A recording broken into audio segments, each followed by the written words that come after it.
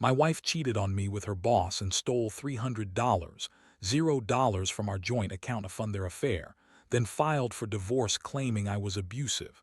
Now she's suing me for the house we built together and using our kids as leverage. Hello everyone. Dear listeners, please share your thoughts in the comments section below. And don't forget to like, share, and subscribe. Now, let's begin the video. Using a throwaway for obvious reasons, with certain specifics modified to preserve anonymity. I never thought I'd find myself in a situation like this, but here I am, trying to make sense of the mess my life has become. It all started with little things, small changes in her behavior, weird absences, and secretive phone calls. At first, I brushed it off as work stress or her wanting some independence. We'd been married for 10 years, and honestly, I thought we had a good thing going. But then, the cracks started showing, and I realized something was seriously wrong. It was a Tuesday afternoon when I decided to check our joint bank account out of curiosity. I'd noticed that some payments had gone through that I didn't recognize, so I pulled up the statement. My stomach sank when I saw a transfer of $300, $0 to an account I'd never heard of. That much money, gone, just like that. I knew something was off, so I started digging deeper. I remembered her mentioning a new project at work, but she always kept her phone close and got defensive when I asked questions. I also noticed her spending more time away from home, always claiming it was business trips. But what really set me on edge was the strange calls she'd get late at night, whispering and hanging up when I entered the room. I was starting to feel like I was losing my mind, but I couldn't ignore the mounting evidence. One night, I decided to follow her. She told me she was going to a friend's house for a girls' night, but instead, I saw her slip into a fancy hotel downtown with her boss, Mike. They stayed for hours, and I watched her go into the hotel with a man who wasn't me. That was the moment I knew she had been cheating on me with her boss, Mike, and probably had been for a while. The betrayal hit me like a ton of bricks, and I couldn't breathe for a second. I confronted her the very next day. I was cold, furious, and hurt beyond words. I told her I knew about Mike, the money, and the lies. Her reaction was typical. She spun some bullshit about how I was paranoid, insecure, and imagining things. She said she loved me and that I was overreacting, but I saw right through her lies.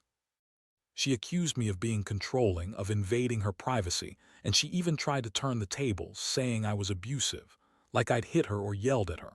The audacity. I never hit her, never raised my voice unless I was trying to understand what the hell was happening. The emotional toll was brutal. I felt shock, then anger, then deep sadness. I loved her, or at least I thought I did, and now I was faced with the reality that she had been lying for months, maybe longer. The woman I trusted, the woman I built a life with, was sleeping around, stealing from us, and playing me for a fool. It was like my entire world was collapsing. I couldn't sleep, could eat. I replayed the moments of betrayal over and over, trying to find some sense in it all, but I also felt a strange sense of clarity. I knew I couldn't stay with her, not after this. The trust was shattered beyond repair. I had to decide what to do next. Do I fight for the marriage? Do I walk away and cut my losses?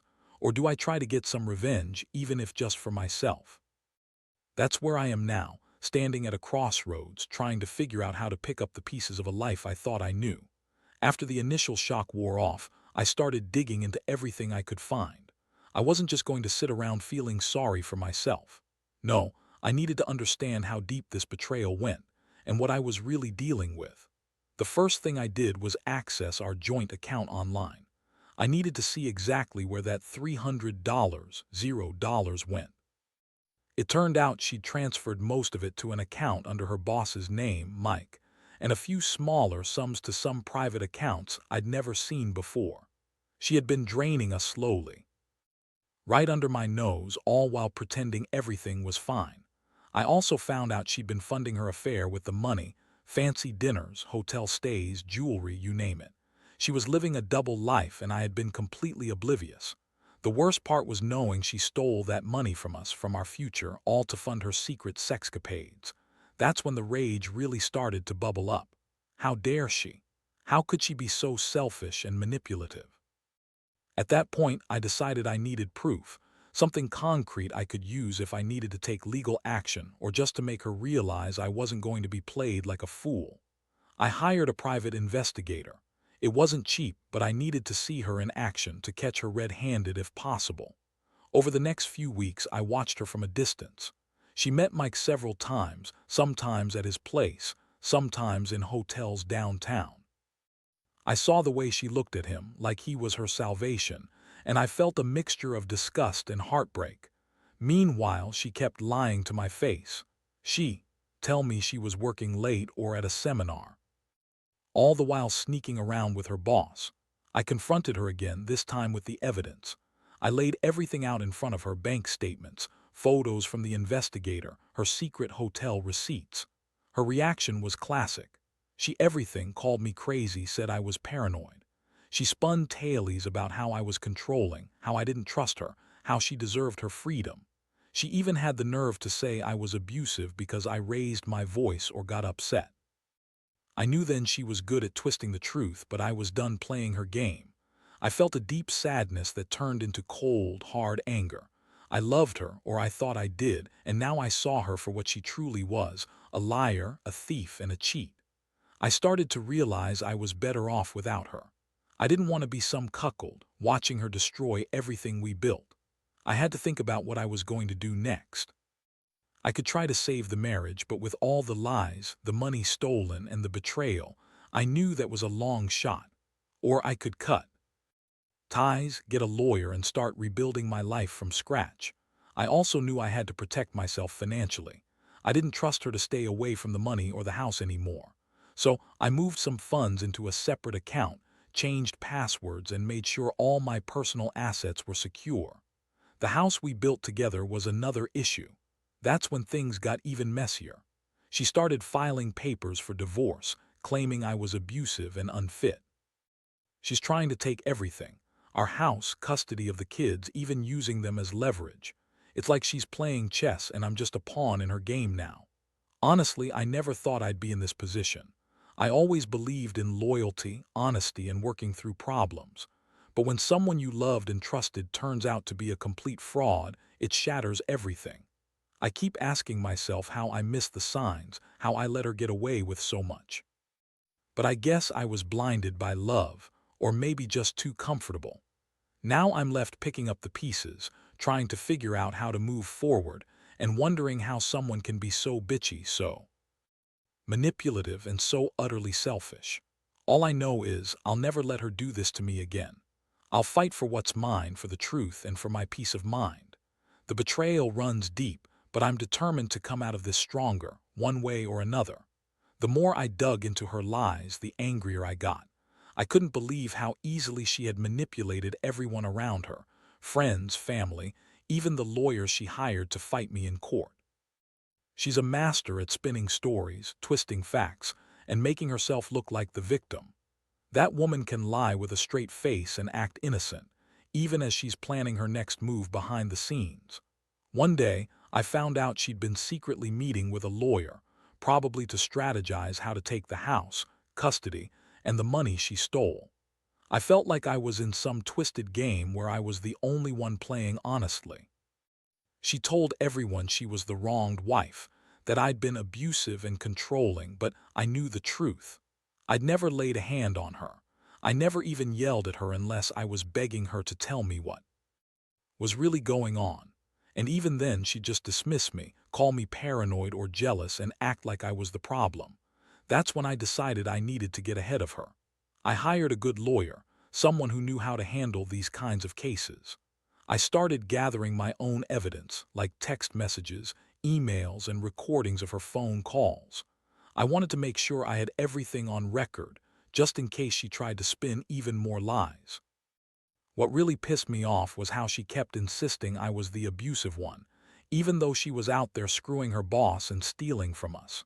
It was like she was trying to rewrite history, make herself the victim, and I was just some villain. Meanwhile, she kept pushing for full custody of the kids. She knew I'd fight for them, but she thought if she made me look bad enough, if she painted me as some monster, she could win. That's when she started using the kids as leverage, saying things like, "If you don't agree to my terms, I'll make sure you never see them again." I was furious. I love those kids more than anything, but I also knew her tactics. She's always been manipulative, and now she was trying to use her own children to get what she wanted. It was around this time that I realized I had to be completely honest with myself.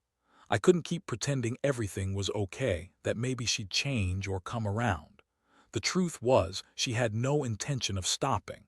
Her goal was to take everything, our house, the kids, the money, and leave me with nothing.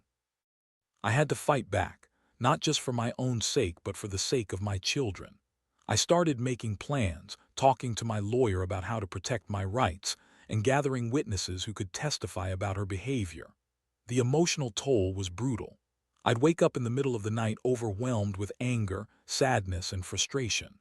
I kept asking myself how I missed all the signs, how I didn't see her slipping away, how I didn't realize she was capable of such betrayal. I felt betrayed by my own instincts, betrayed by her lies, betrayed by the woman I once thought was my partner for life. Every day felt like a fight, and I was constantly on edge, waiting for the next bombshell to drop. But amidst all this chaos, I also realized I had to keep my focus. I couldn't let her get the upper hand entirely. I stayed calm, kept my emotions in check, and made sure every step I took was strategic. I knew she was trying to make me look bad, but I also knew I had the truth on my side. And that's what kept me going. The fact that I wasn't the one who had betrayed our vows, our trust, and our security. She was. And I was determined to make sure everyone knew it, no matter how much she tried to spin her web of lies. By the time I reached this point, I realized just how deep her deception went. It wasn't just about the money or the affair. It was about her entire personality, how she could lie so effortlessly, manipulate everyone around her, and still look herself in the mirror. Every day I felt like I was walking through a fog of betrayal, trying to piece together what was real and what was just a carefully crafted lie. I started talking to friends and family, trying to get their perspective, but most of them just couldn't believe it either. They knew her as the sweet, bitchy woman I'd married, but they didn't see the monster she'd become behind closed doors. I told them everything: the affair, the stolen money, the court documents she filed claiming I was abusive. It was exhausting, but I needed their support. Honestly, I felt like I was fighting a war on multiple fronts: legal, emotional, and personal. One of the most shocking moments came when I uncovered some texts between her and Mike. She was bragging about how she was going to take everything: our house, the kids, the money, and how she'd make sure I got nothing. She called me controlling and insecure, but the truth was, she was the one controlling everything behind my back. The texts made my blood boil. She was so blatant about her plans, like she didn't even care if I knew. That's when I realized she had no remorse, no conscience, just pure greed and selfishness. In the midst of all this, she tried to turn the situation around. She started accusing me of things I never did, saying I was physically abusive, that I yelled at her all the time, even that I was cheating on her, which was rich coming from her. She played the victim, but I saw through it. I knew her game. She's always been good at making herself look innocent even when she's the one causing chaos. That's her tactic: gaslighting, lying, twisting the truth until everyone is confused. I also found out she'd been secretly meeting with a divorce lawyer, planning her next move. She was trying to get the upper hand, to make me look bad in court, to strip me of everything I worked for. I couldn't let that happen. I started gathering evidence: text messages, bank records, witness statements from friends who saw her sneaking around. I wanted to be ready for whatever she threw at me. The hardest part was realizing I might lose the house, the life we built, and maybe even the kids if she managed to manipulate the system enough. That thought haunted me. I'd poured my heart into that house, into raising our children, into making a life with her. And now, all of that was slipping away because she was selfish and manipulative. It felt like I was fighting a losing battle, but I refused to give in without a fight. The emotional was relentless. One day I'd feel determined, like I was finally taking control of my life. The next, I'd be overwhelmed with despair, questioning if I'd ever find happiness again. I hated her for what she did, hated her for turning my world upside down. But I also knew I had to keep my focus, to stay strong for myself and the kids. No matter how much she tried to paint me as the bad guy, I knew the truth. I knew I hadn't done anything wrong, and someday, I'd make sure everyone else saw that too. At this point, I was completely exhausted mentally and emotionally, but I knew I couldn't stop. The legal battles were intensifying, and she was pulling out all the stops, hearing a lawyer who was known for being ruthless, trying to manipulate the court and playing the victim at every turn. She even went as far as accusing me of things I never did, hopping to sway the judge's opinion. I had to be strategic, calm, and precise in my responses, or I'd lose everything. One thing that really struck me was how she used the kids as pawns. She tell them I was a bad father, that I was dangerous, just to turn them against me. It broke my heart to see her manipulating their minds, but I couldn't let her succeed. I started documenting every interaction I had with the kids, texts, calls, visits, so I'd have evidence if she tried to claim I was unfit. I also hired a child psychologist to get an official assessment, just in case she tried to twist things further. Meanwhile, I was fighting to keep the house.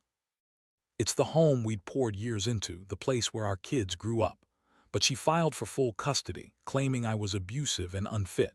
She's bluffing, I know that, but her words are powerful in court.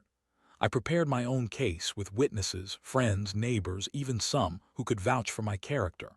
I also hired a private investigator again to gather footage showing her sneaking around with Mike and spending that stolen money on herself. Every day felt like a battle to stay sane. I'd wake up feeling anxious, dreading what new lie she'd come up with or what new tactics she'd try to use against me. I'd go to bed exhausted, wondering how I was going to hold it all together. The betrayal was so deep that I kept questioning if I'd ever trust anyone again. I'd always believed in honesty and loyalty, and now I saw how easily that could be shattered. The financial aspect was also spiraling out of control. She was demanding the house, claiming she deserved half of everything, even though she'd stolen from us. I knew I had to fight hard for my share, especially since I'd been the one working and paying the bills. I'd made a lot of sacrifices to get where I was, cutting back on my own needs, working late, trying to keep everything afloat, only to have her steal from us and try to take everything I built. That realization fueled my resolve. In the midst of all this chaos, I also started to reflect on what I'd learned. I'd been naive, trusting her way too much. I'd overlooked the signs of her growing dissatisfaction, her secretiveness, her lies. But I also learned that I was stronger than I thought. I was determined not to let her ruin me completely. I'd fight for my rights, for the truth, and for my children's future. I knew that no matter what happened, I had to stay grounded, stay true to myself, and keep fighting to prove her manipulations wrong. This whole ordeal has changed me forever. I don't know if I'll ever fully recover from the betrayal, but I do know I'll come out of this either stronger or at least wiser. I just hope that someday I can look back and say I stood tall, even when everything was falling apart around me. Now, sitting here reflecting on everything, I realize how much this has changed me, not just legally but personally. I never thought I'd end up in a situation where someone I loved so deeply could betray me so completely. The woman I married, the mother of my children, turned out to be someone I barely recognize now. She's manipulative, selfish, and utterly dishonest. All the lies, the theft, the affair. She's shown her true colors, and I can't pretend I didn't see it anymore. Losing the house, the money, and potentially the custody of my kids hurts more than I can put into words.